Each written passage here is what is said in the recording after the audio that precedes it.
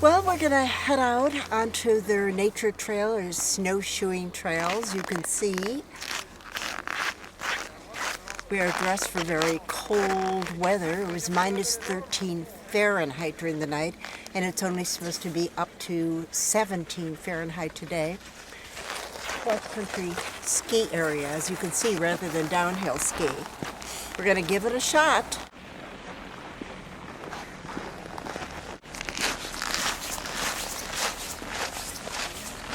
That's where we're heading.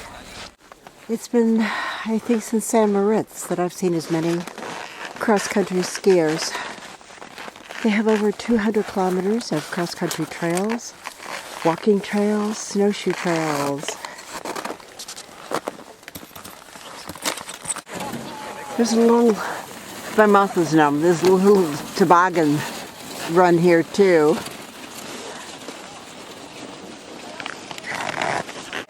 Looks like fun.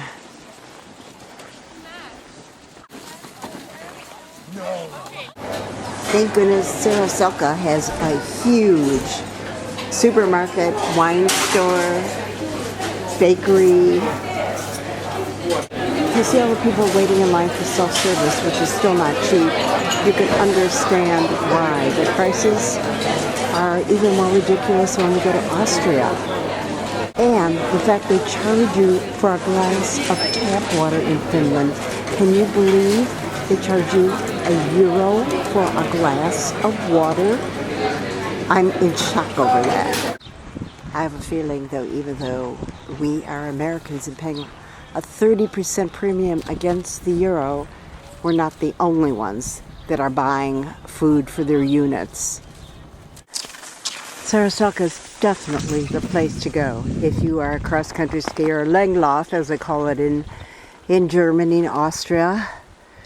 The trails are spectacularly marked, and we're going to Lanila, 2.8 kilometers. I feel like Nanook of the North. Just to remind you, we are above the Arctic Circle here. As a matter of fact, we're only a day's ride from the Arctic Sea and Kirkenes, where our Hurtigruten cruise ended up a couple years ago. And today, we're wearing our handy dandy yak tracks. There was, I probably will say wrong, the Ruja Trail that led to the Arctic from Manari, you can see in Ivalo. The shores of the Arctic Ocean have attracted people through the ages, and the Ruja Trail was the main route from the northern parts of the Gulf of Bothnia over the wilds of Lapland to the Arctic Ocean.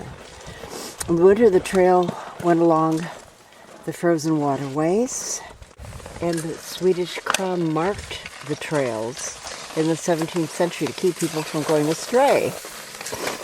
In the winter, they used birch twigs, and they still follow the same practices. They carried post since the 1820s.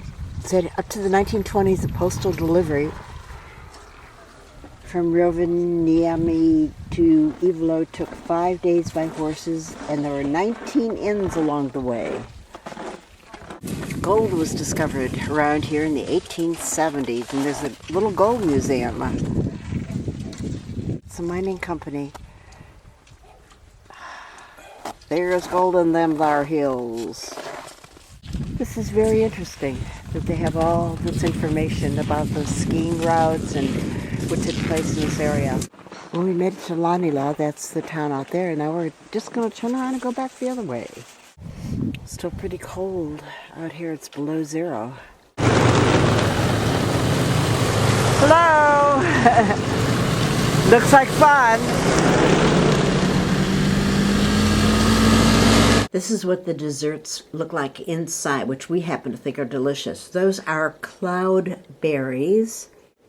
That's raspberry.